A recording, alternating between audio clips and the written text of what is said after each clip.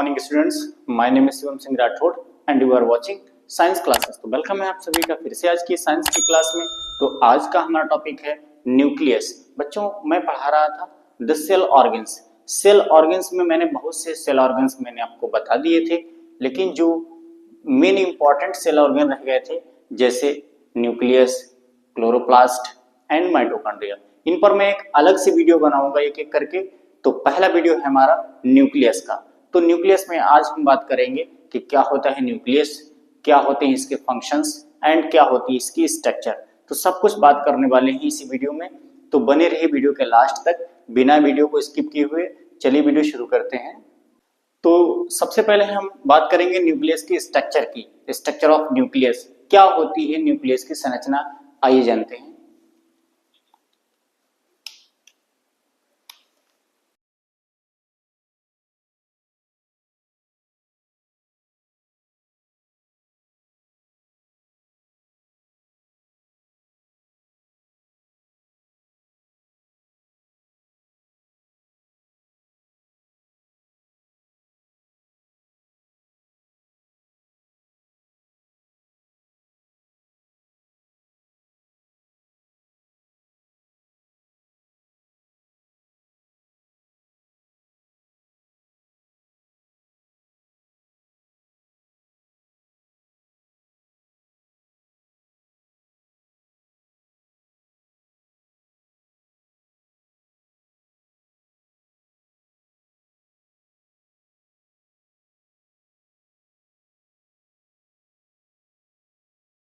Okay, तो अब हमारा डायग्राम बनकर तैयार हो गया है। तो अब हम ये जान लेते हैं क्या होता है न्यूक्लियस, ये कहाँ पर स्थित होता है और इसका क्या काम है, ये सब हम बात करेंगे। पहले तो हम इसकी स्थिति जान लेते हैं, ये कहाँ पाया जाता है और कहाँ पर ये स्थित होता है। तो मैं बता दूं आपको कि सभी जीवधारियों की कोशिकाओं में, ठीक है, चाहे वो प्लांट्स हों और चाहे वो एनिमल्स हों, उनकी सभी कोशिकाओं में केंद्रक पाया जाता है। लेकिन कुछ कोशिकाएं ऐसी होती हैं जिसमें केंद्रक एब्सेंट होता है। For example RBC, red blood corpuscles, यानी जो आरबीसी होती हैं उनमें केंद्रक एब्सेंट होता है, इसीलिए उनका जीवन काल बहुत कम होता है और बहुत जल्द ही वो डेड हो जाती है। तो सबसे पहले हम बात कर लेते हैं इसकी खोज किसने की। तो सन 1831 में एक साइंटिस्ट है जिनका नाम है रॉबर्ट ब्राउन। रॉबर्ट ब्राउन, इन्होंने सबसे पहले न्यूक्लियस की खोज की। ठीक है, न्यूक्लियस को हम एक अदर नाम से जानते हैं जो कि इसका नाम है कैरियन। कैरियन, कैरियन के नाम से भी हम केंद्र को जानते हैं। तो एक बायोलॉजी की एक ब्रांच है जिसका नाम है, पहले तो हम जान लेते हैं the study of nucleus, that is called, क्या बोलेंगे उसको, कैरियोलॉजी। कैरियोलॉजी, ठीक है। The study of nucleus is known as karyology, यानी केंद्रक का अध्ययन करना कैरियोलॉजी कहलाता है। अब हम बात करते हैं स्ट्रक्चर ऑफ न्यूक्लियस, केंद्रक की संरचना। क्या होती है केंद्रक की संरचना? इलेक्ट्रॉन सूक्ष्मदर्शी से अध्ययन करने पर ज्ञात होता है कि यह 4 भागों से मिलकर बना होता है। कौन कौन से 4 भाग हैं? Nuclear membrane, number 1 nuclear membrane, number 2 nucleolus, number 3 nucleoplasm and number 4 chromatin network. ठीक है, तो पहली हेडिंग है हमारी न्यूक्लियर मेम्ब्रेन। क्या होती है न्यूक्लियर मेम्ब्रेन? केंद्रक में बाहर की ओर लाइपोप्रोटीन की बनी न्यूक्लियर मेम्ब्रेन पाई जाती है जो कहीं कहीं पर टूटकर न्यूक्लियर पोर यानी केंद्रक छिद्र का निर्माण करती है। केंद्रक कला लगभग 75 से 90 एंगस्ट्रॉम मोटी इकाई झिल्ली के रूप में होती है। दोनों झिल्लियों के बीच में लगभग 100 से 300, दोनों झिल्लियों के बीच में लगभग 100 से 300 एंगस्ट्रॉम रिक्त स्थान होता है जिसको पेरीन्यूक्लियर स्पेस कहा जाता है। न्यूक्लियर मेम्ब्रेन में प्रत्येक स्थान पर 400 एंगस्ट्रॉम के छिद्र पाए जाते हैं, जिनको न्यूक्लियर पोर कहा जाता है। इसकी बाहरी दीवार पर, इसकी बाहरी भित्ति पर राइबोसोम्स लगे रहते हैं। यहाँ पर मैंने दिखाया नहीं है, लेकिन इसकी बाहरी दीवार पर राइबोसोम्स लगे रहते हैं, सभी में दिखा देते हैं। ठीक है, इसकी बाहरी भित्ति पर राइबोसोम लगे रहते हैं और भीतरी भित्ति बिल्कुल चिकनी होती है। बाहरी भित्ति पर endoplasmic reticulum, ribosomes and गाल्जी body लगे रहते हैं। तो दूसरी हेडिंग है हमारी न्यूक्लियोलस यानी केंद्रिका। क्या होती है केंद्रिका? तो मैं आप लोगों को बता दूं कि केंद्रक में एक गहरे रंग की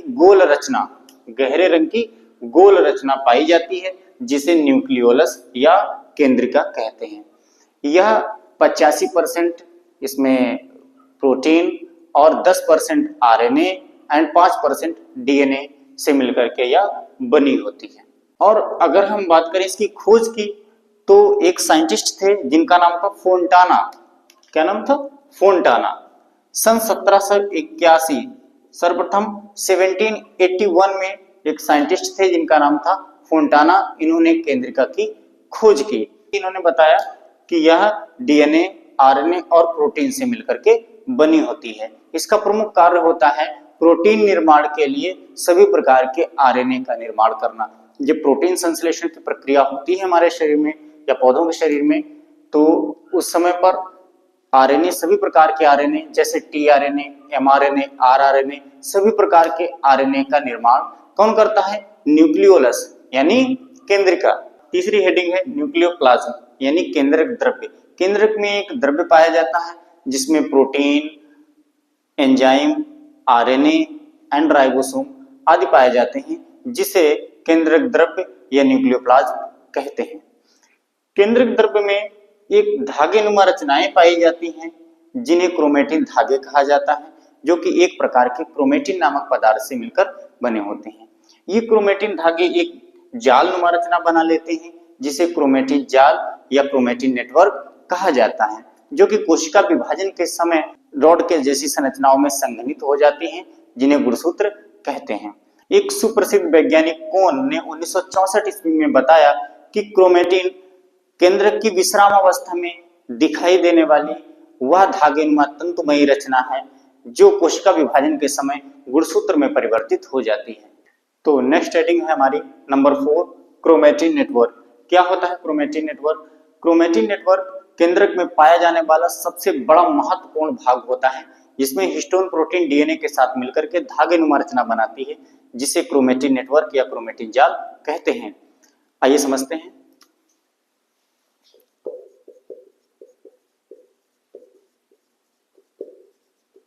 हिस्टोन प्रोटीन प्लस डीएनए के साथ मिलकर के क्रोमेटिन नेटवर्क यानी क्रोमेटिन जाल बना लेती है। ठीक है, यदि क्रोमेटिन नेटवर्क में से हिस्टोन प्रोटीन निकाल दें तो क्या बचेगा? डीएनए बचेगा। ठीक है, यदि हिस्टोन प्रोटीन डीएनए के साथ मिला दें तो क्या बनेगा? क्रोमेटिन नेटवर्क बनेगा। ठीक है, तो एक क्वेश्चन आता है कि केंद्रक का कार्य क्या होता है। केंद्रक के कार्य की अगर हम बात करें तो केंद्रक जो है, केंद्रक में क्रोमेटिन जाल पाया जाता है। क्रोमेटिन जाल से जब हिस्टोन प्रोटीन निकाल देंगे तो वो डीएनए में बदल जाएगा। डीएनए छोटे छोटे टुकड़ों में टूट जाएगा, जिससे गुणसूत्र बन जाएंगे। गुणसूत्रों पर रैखिक क्रम में जीन लगे रहते हैं। जीन क्या होते हैं? ये आनुवांशिक लक्षणों के वाहक होते हैं, जो कि माता पिता के लक्षणों को पीढ़ी दर पीढ़ी उनकी संतानों में पहुंचाते रहते हैं। ये केंद्रक का प्रमुख कार्य है। तो एक बात मैं और आप लोगों को बता दूं कि क्रोमेटिन जाल दो प्रकार का होता है। क्रोमेटिन नेटवर्क दो प्रकार का होता है। Number 1 heterochromatin, number 2 euchromatin. Heterochromatin क्या होता है? ये आप देख रहे होंगे कि केंद्रक द्रव्य में क्रोमेटिन जाल जो है कहीं कहीं पे गहरे रंग की रचना बना लेता है, जिसे हेट्रोक्रोमेटिन कहते हैं, और कहीं कहीं पे हल्के रंग की पतले धागेनुमा रचना बना लेता है, जिसे यूक्रोमेटिन कहते हैं। तो उम्मीद करता हूँ आज की वीडियो आपको अच्छे से समझ में आई होगी। फिर मिलते हैं नेक्स्ट वीडियो के साथ माइटोकॉन्ड्रिया टॉपिक को लेकर के। तब तक के लिए have a good day. Thanks for watching science classes.